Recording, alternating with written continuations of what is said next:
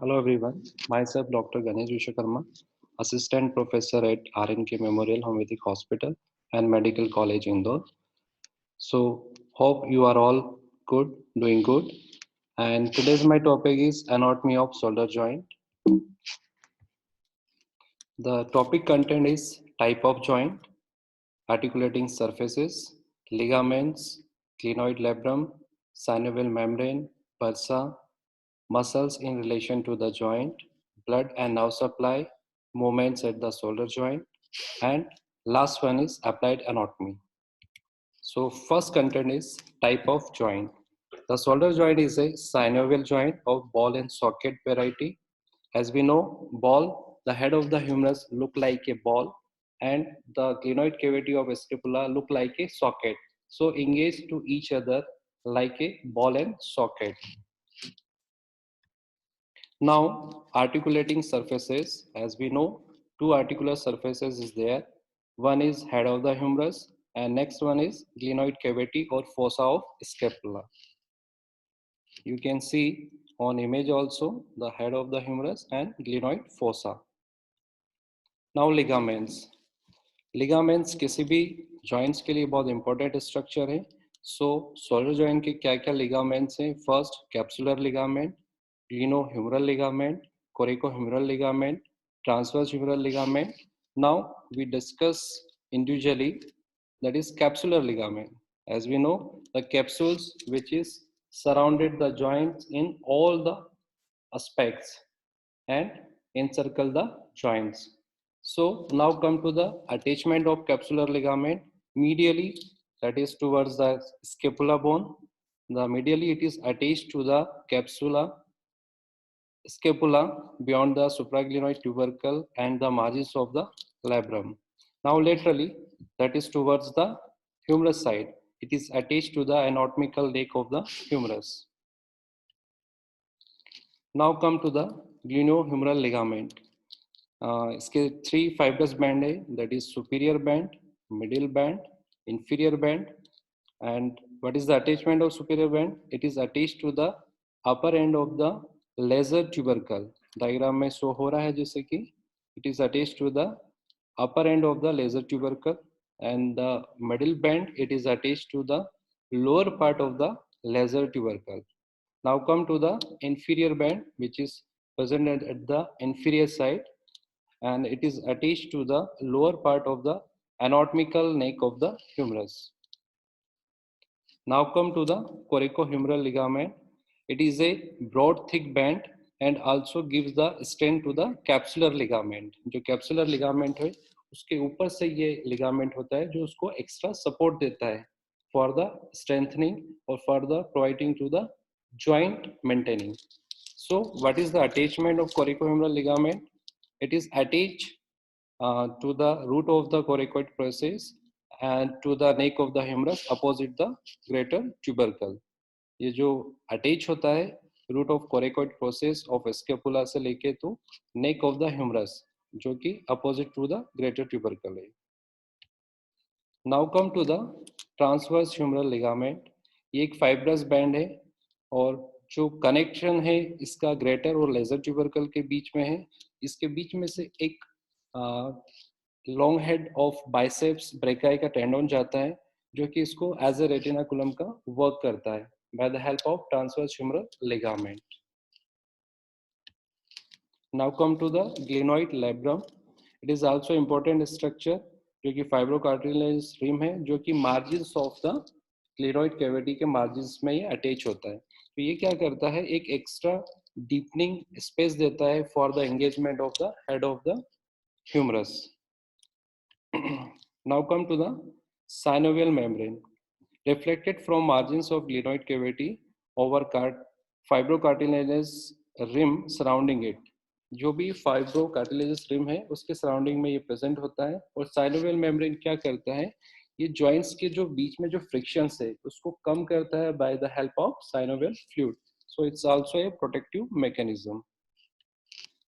Now come to the bursa. It is also important structure to give the provide and nutrition and to protect from the frictions. First one is subacromial or subdeltoid bursa. It is present below the acromion process of scapula. Second one is subcoracoid bursa. It is present below the coracoid process of scapula. And last one is subscapular bursa, which is lies below the scapula bone. Now second is relation to the shoulder joint. क्या क्या relations होंगे? That is anterior subscapularis, as you can see in a picture. Posteriorly, that is infraspinatus, TD spinal muscles, and superiorly, that is supraspinatus, and inferiorly, that is axillary nerve. These are the relation of the shoulder joint, mainly covered by the muscles. Now come to the blood supply. As we know, किसी भी structure के लिए blood supply बहुत important होता है. सो जो blood supply होता है वो आर्टरी के थ्रू होता है, as you know. So blood supply क्या क्या होगा शोल्डर ज्वाइंट का? First, anterior circumflex humeral artery. You can see anterior circumflex which goes from the anterior to the humerus and make a circum and anasmos with the posterior circumflex artery. अनास्मोस क्या होता है? अनास्मोस किसी भी दो चीजों का, जैसे ब्लड वेसल्स का यूनाइट जहां पर होता है उसे हम अनास्मोस बोलते हैं, और वो अनास्मोस बनाता है. तो यहाँ पर किस किस आर्टरी से बन रहा है? First anterior circumflex humeral artery and second one is posterior circumflex humeral artery. Now second artery is suprascapular artery, जो कि स्केपुला के ऊपर से पास आउट हो रहा है, that is suprascapular artery. And fourth one is subscapular, which goes from the below the scapular bone. Now come to the nerve supply. So mainly by the axillary nerve, second one is musculocutaneous nerve, and third one is suprascapular nerve. So mainly जो nerves का function होता है, ये हमें sense करवाता है by the from the touch and pressure, pain. So help from these subjects. Now most important thing, movement at the shoulder joint. So we discuss about the which type of shoulder joint having. So it's a ball and socket variety. So जो ball and socket variety होता है उसमें सबसे ज़्यादा movements होंगे. So shoulder joint पे क्या क्या movements होंगे? पहला होगा flexion, you can see in the image. Then second is extension. Third one is adduction. Fourth one is abduction. Now medial rotation, lateral rotation, when the head of the humerus goes to the medially and laterally. Now circumduction, which covers all the movement like abduction, flexion, extension, and adduction. So this is all about the movements which help to day by day activity. It help in a day by day activities. Now come to the applied anatomy. It is very important as a doctor. So first applied anatomy is dislocation. So dislocation, it may be an anterior dislocation or it may be a posterior dislocation. So head of the humerus goes to the anterior side in anterior dislocation, and head of the humerus goes to the posterior side, that is posterior location. You can see in the image, the arms goes hang down, and it's asymmetrical. You can compare with the normal one. Now adhesive capsulitis or frozen shoulder. So any pathological underlying pathology, it will produce pain, stiffness in the shoulder joint. The patient unable to move the shoulder, and the capsules become thick and become tight. Now come to the second applied, that is shoulder bursitis. The inflammation of shoulder bursa known as bursitis. The commonly affected is subacromion bursa, which is lies below the acromion process of scapula. Now surgical intervention. So the front of the shoulder is a choice to the surgical intervention, like aspiration of needling through the deltopectoral triangle. It is closer to the deltoid. You can see in the image also. Now we having some video to gross summarize of the shoulder joint. Now you can see over the video. The shoulder is an elegant piece of machinery. It has the greatest range of motion of any joint in the body. However, this large range of motion can also lead to shoulder joint problems. Understanding the different parts of the shoulder can help you understand how the shoulder works, how it can be injured, and how challenging recovery can be when the shoulder is injured. The important structures of the shoulder can be divided into several categories. These include bones, joints, ligaments, tendons, muscles, nerves, blood vessels, and bursa. The bones of the shoulder are the humerus, or the upper arm bone, the scapula, or the shoulder blade, and the clavicle, or the collarbone. The roof of the shoulder is formed by a part of the scapula called the acromion. There are actually 4 joints that make up the shoulder. The main shoulder joint, called the glenohumeral joint, is formed where the ball of the humerus fits into a shallow socket on the scapula. This shallow socket is called the glenoid. The acromioclavicular, or AC joint, is where the clavicle meets the acromion. The sternoclavicular, or SC joint, supports the connection of the arms and shoulders to the main skeleton on the front of the chest. A false joint is formed where the shoulder blade glides against the rib cage. This joint, called the scapulothoracic joint, is important because it requires that the muscles surrounding the shoulder blade work together to keep the socket properly aligned during shoulder movement. Articular cartilage is the material that covers the ends of the bones of any synovial joint. Articular cartilage is about 1/4 of an inch thick in most large, weight-bearing joints. It is a bit thinner in joints such as the shoulder, which don't normally support weight. Articular cartilage has a rubbery consistency. It is very slippery, which allows the joint surfaces to slide against one another with very little friction. Articular cartilage functions to absorb shock and provide an extremely smooth surface to make motion easier. There are several important ligaments in the shoulder. Ligaments are soft tissue structures that connect bones to bones. The joint capsule is a watertight sac that surrounds a joint. In the shoulder, the joint capsule is formed by a group of ligaments that connect the humerus to the glenoid. These ligaments are the main source of stability for the shoulder. They help hold the shoulder in place and keep it from dislocating. Ligaments attach the clavicle to the acromion in the AC joint. 2 ligaments connect the clavicle to the scapula by attaching to the coracoid process, a bony knob that sticks out of the scapula in the front of the shoulder. A special type of ligament forms a unique structure inside the shoulder called the labrum. The labrum is attached almost completely around the edge of the glenoid.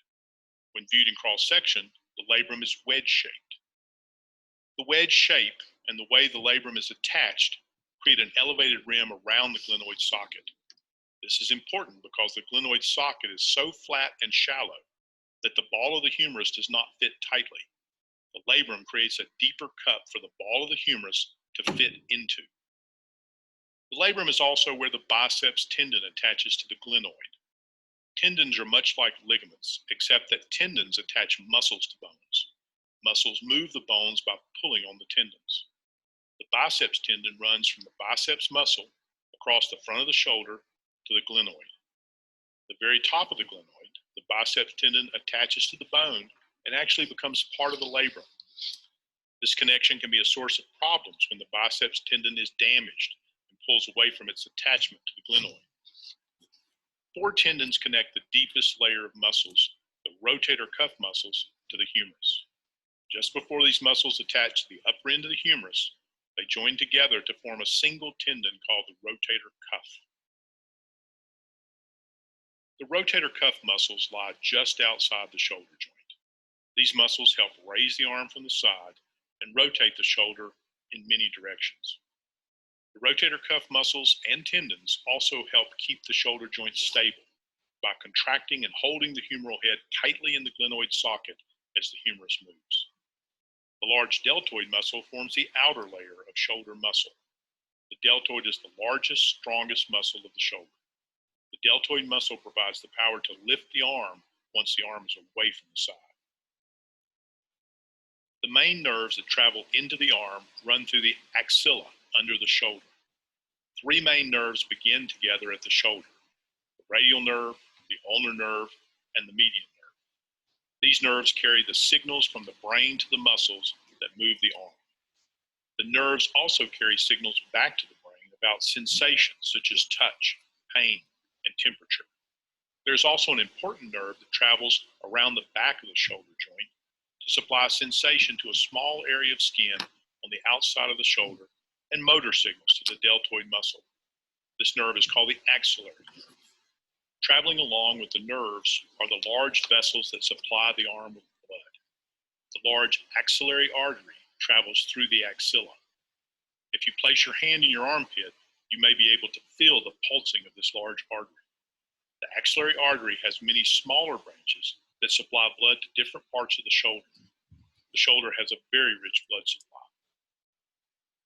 Sandwiched between the rotator cuff tendons and the deltoid muscle are structures known as bursa. Bursa are everywhere in the body. They are found wherever two body parts move against one another, and there is no joint to reduce the friction. A bursa is simply a watertight sac between two moving surfaces that contains a small amount of lubricating fluid.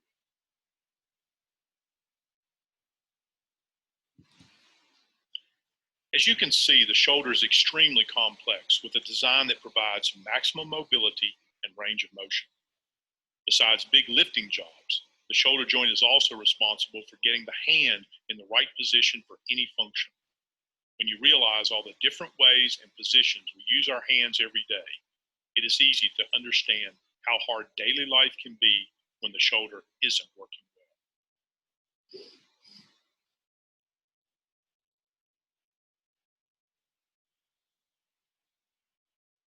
Thank you everyone for listening patiently. And next topic will be the anatomy of elbow joint. Thank you so much.